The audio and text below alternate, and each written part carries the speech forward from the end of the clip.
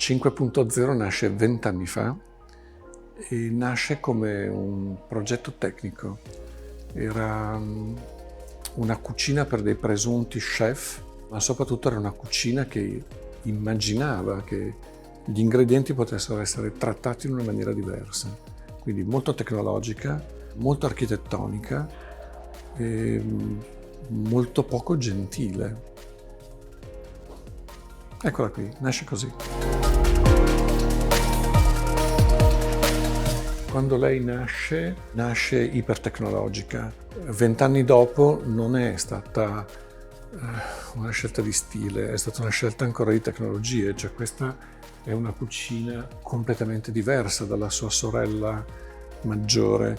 Ci sono tecnologie che 20 anni fa non avevo, ci sono materiali che 20 anni fa non esistevano e ci sono modi anche di interpretare la cucina che forse 20 anni fa erano troppo avanti e adesso sarebbero stati troppo antichi e quindi abbiamo dovuto ripensarla tutta, la spazialità della cucina, materiali, ad esempio queste super ceramiche che ci permettono di nascondere tutte le induzioni, quindi non c'è più nulla che si vede, le dimensioni, cioè oggetti come questi che non cedono più. Quindi abbiamo mischiato un nuovo modello architettonico, nuove dimensioni, ma soprattutto tecnologie totalmente, completamente innovative.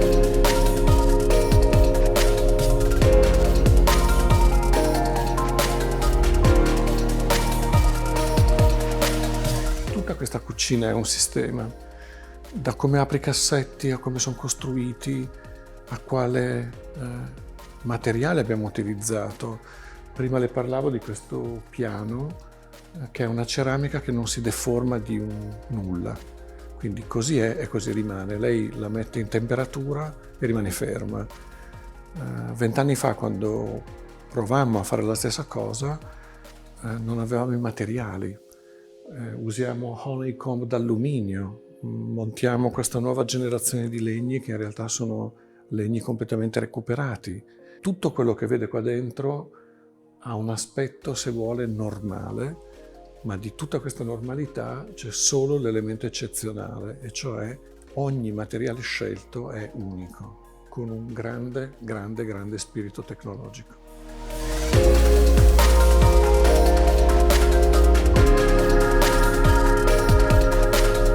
Quando io disegno una cucina, cerco di capire in realtà quali sono i movimenti che devo in qualche maniera rispettare, o magari devo semplicemente inventare dei non movimenti.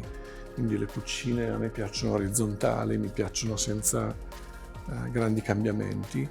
Quando disegni una cucina devi sempre immaginare che intorno al cibo alla fine siamo degli uomini primitivi. Accendiamo un fuoco e ci sediamo intorno.